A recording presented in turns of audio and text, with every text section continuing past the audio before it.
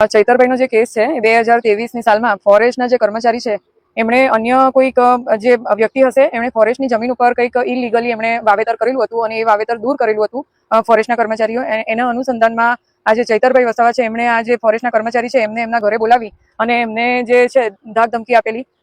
એને જે પિસ્તોલ કે જે બંદૂક હતી એનાથી એમણે હવામાં ગોળીબાર કર્યું હતું અને ધોલ ધપાટ કરી હશે અને એ ધોલ ધપાટ કરી હતી અને આવો એક બનાવ હતો. અને પછી બીજે દિવસે એને જે પીએસ છે એ પીએસ જે છે એમણે એને અન્ય જે ઇસમો છે એમણે 30 હજારની 60 હજારની બે ઇસમોને આપવા માટેની ખંડણી માંગેલી હતી.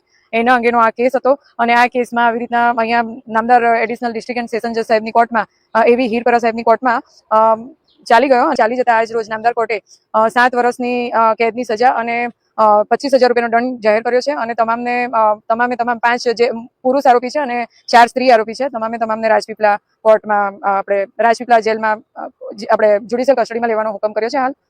અને એમાં અરજી આપવામાં આવી છે કે જિલ્લા ટ્રાન્સફર માટેની અરજી પણ હાલ આપી છે, કારણ કે આ જે મેટર છે એ મેટરમાં જો અહીંયાની જેલમાં રાખવામાં આવે તો અહીંયા નર્મદા જિલ્લાનું જે વાતાવરણ છે એ એમાં તકલીફ પડે એમ હોય અધર ડિસ્ટ્રિક્ટમાં એમને ટ્રાન્સફર કરવા માટેની અરજી પણ હાલમાં આપી છે.